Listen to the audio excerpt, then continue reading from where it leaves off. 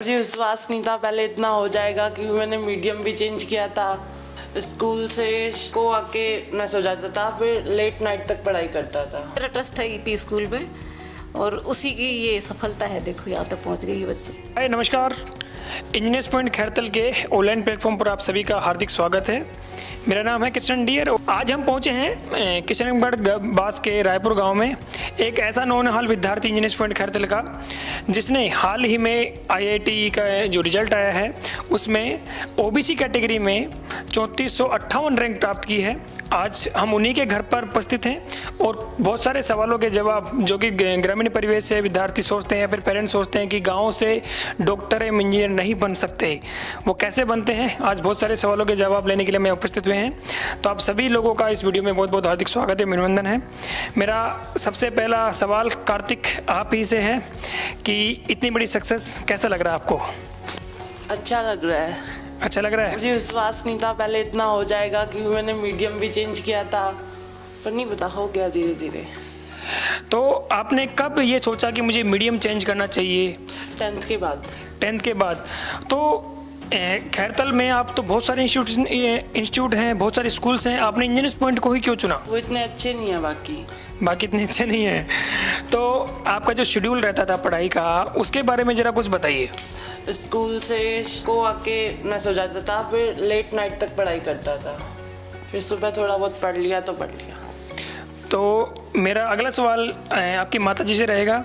Ma'am, आपके बेटे की सक्सेस, क्योंकि सबसे बड़ी बात होती है कि अपने किसी भी माता पिता के लिए कि उनके बच्चे कामयाब हो जाएं, तो आपको कैसा लग रहा है और आप अपने बेटे के लिए क्या कहना चाहेंगे? सर पहले तो मेरे को विश्वास नहीं होता कि इसने फर्स्ट अटैम्प्ट में ऐसा कर दिया जी, क्योंकि ये शुरू से थोड़ा सा डामाडोल हो रहा था कि पता नहीं मैं कर पाऊँगा नहीं कर पाऊँगा, लेकिन क्योंकि इसने मीडियम भी चेंज किया था जी, फिर उसके बाद ये थोड़ा लेट हो गया था, लेकिन ईपी स्टाफ का बहुत सहयोग रहा।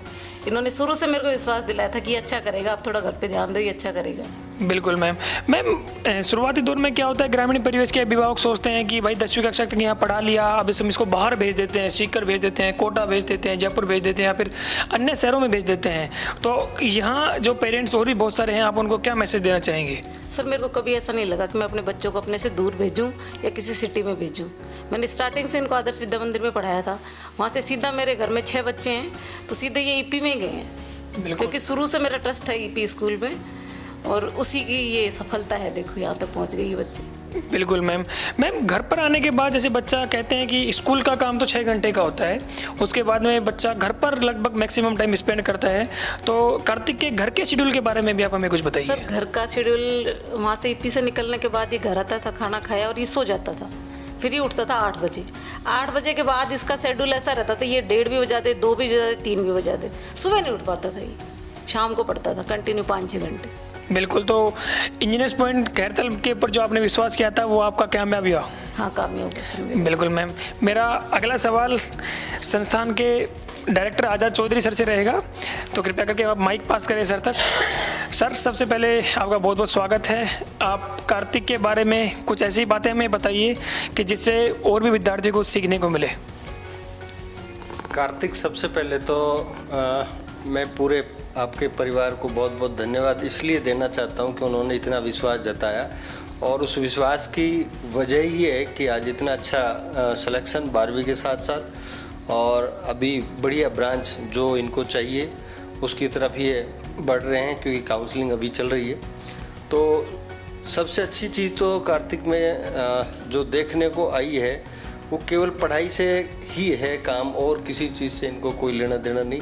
केवल आए, क्लास ली और क्लास लेने के बाद जो भी कोई प्रॉब्लम आती है, प्रॉब्लम काउंटर पे बैठे सवाल सोल्व किए, और 1-2 ऐसी याददाश्ती है इसकी, मतलब हमारे स्टाफ के साथ कि कहते बेटा 2 मिनट रुको और अभी आपको स्टैंड पे छोड़ के आएंगे, तो ये उनका वेट नहीं करते थे और सीधे पैदल निकल, मतलब इनको ऐसा है कि अपन 2 मिनट भी वेस्ट क्यों करें। बिल्कुल सर। पैदल ही निकल जाएंगे तो जी पर्टिकुलर 10 मिनट में वहाँ तक पहुँच सकते हैं। वेट करेंगे हो सकता है 5 मिनट सर और वेट करा दें या कुछ और, वो जैसे सवाल ख़त्म हुआ और चल दिए।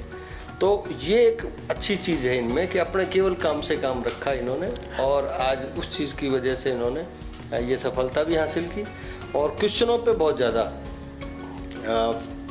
अपनी मेहनत रात को करना, उसके बाद जो भी प्रॉब्लम आना अगले दिन पॉइंट नोट करके और पहुंच जाते थे। जैसे ही क्लासें हो गई, क्लास में भी कहीं थोड़ा बहुत टाइम लगा तो सर से पूछ लिया, नहीं तो काउंटर पे तो ज़रूर पूछना। ये रेगुलर चला है इनका। बिल्कुल सर मैं कार्तिक के बारे में एक जो खास बात यहाँ आने के बाद हमें पता लगी कि इन्होंने मीडियम चेंज किया था, क्योंकि मीडियम चेंज करना कक्षा 10वीं तक, जब आपका बेस जो कहते हैं कि भाई बेस हमारा जो हिंदी मीडियम में बना है, और फिर 11th से फाउंडेशन भी करना, नॉट नॉर्मल क्लासेस, फाउंडेशन भी करना और इंग्लिश मीडियम भी करना, ये बहुत टफेस्ट थोड़ा हो जाता है।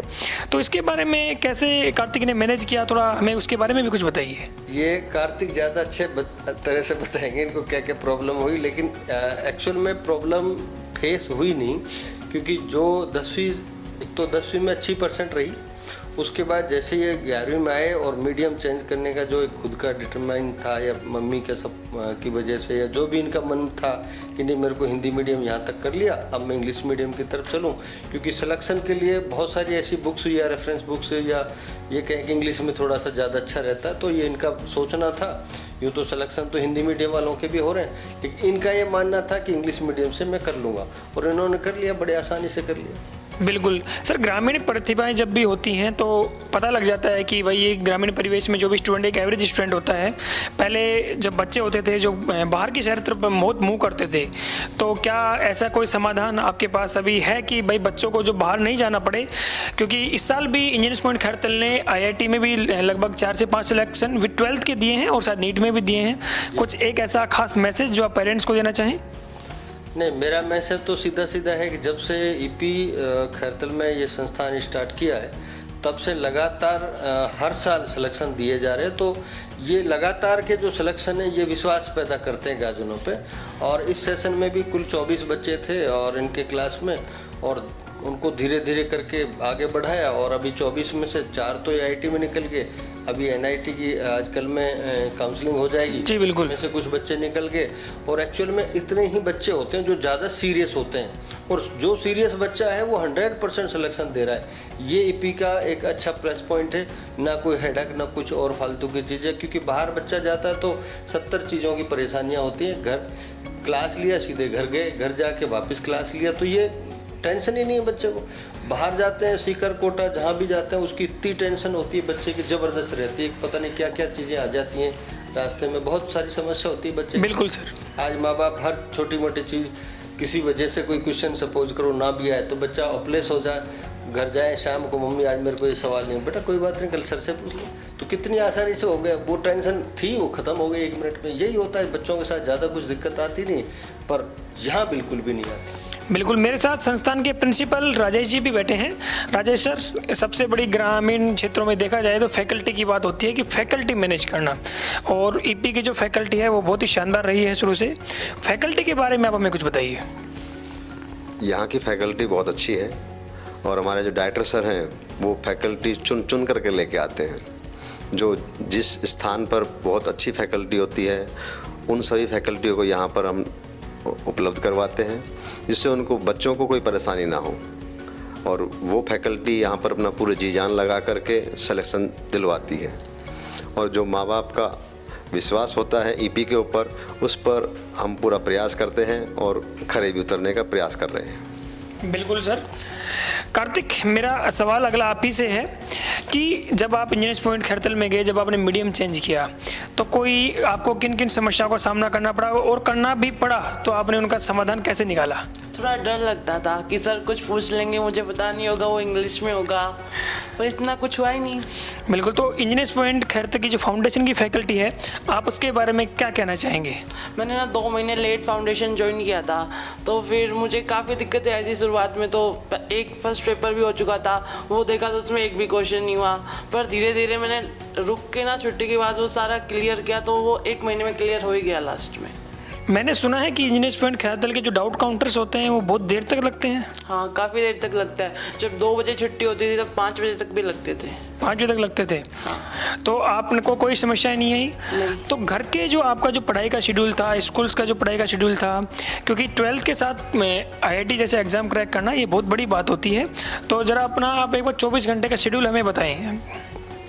मैं 7 बजे, अगर 8 गर्मियों का टाइम होता था तो 7 बजे बस आती थी, तो यहाँ से 6:15 निकल जाता था, और फिर अगर 1:30 बजे छुट्टी हो रही है तो डाउट पूछ के मैं आता तो 4 तो बज ही जाते थे। फिर मैं आके सो जाता था और 7 बजे 7:30 बजे मैं उठता था। फिर मैं मेरी पढ़ाई करता था 1-2 बजे तक जितना भी मेरा मन कर रहा है और फिर सो जाता था। और अगर कुछ ज़्यादा ही रिवाइज करना है तो मैं सुबह उठ जाता था और आधे 1 घंटे में कुछ रिवाइज किया फिर मैं स्कूल चला जाता था। बहुत अच्छी बात है कार्तिक।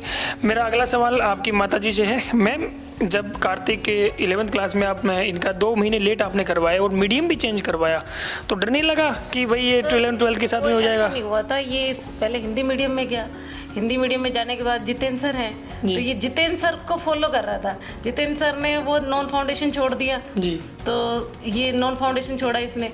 फिर मैं मीडियम भी चेंज करूँगा, जितेंद्र सर वहाँ पढ़ा रहे हैं, तो जितेंद्र सर को फॉलो करते करते वहाँ तक पहुँचा था ये। बिल्कुल। तो कार्तिक के जो श्रेय है सक्सेस का वो काफ़ी हद तक जितेंद्र सर को ही जाता है। जितेंद्र सर को जाता है। बिल्कुल मैम। क्योंकि मेरी बेटी वहाँ पढ़ी हुई थी पहले भी ईपी में ही, तो उसने जितेंद्र सर के काफ़ी यहाँ तारीफ कर रखी थी कि जितेंद्र सर मैथ अच्छा पढ़ाते हैं, ये करते हैं वो करते हैं। तो ये एक्चुअल में तो गया तो जितेंद्र सर के पीछे था ईपी में। तो अभी आपने देखा कि कार्तिक अपने इंटरव्यू में जो मेन फोकस था वो जतिन सर के ऊपर था, जितेंद्र सर के ऊपर।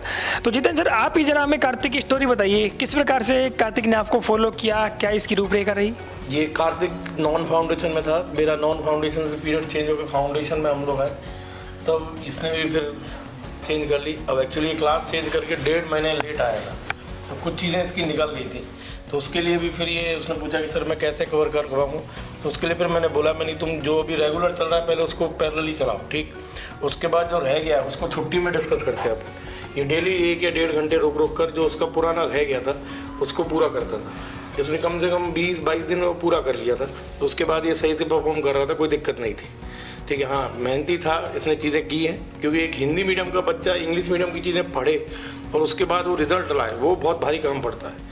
कि नॉर्मल है, एक तो आपका मीडियम शुरू से बचपन से इंग्लिश मीडियम है और फिर आप इंग्लिश की किताबें नॉर्मल है।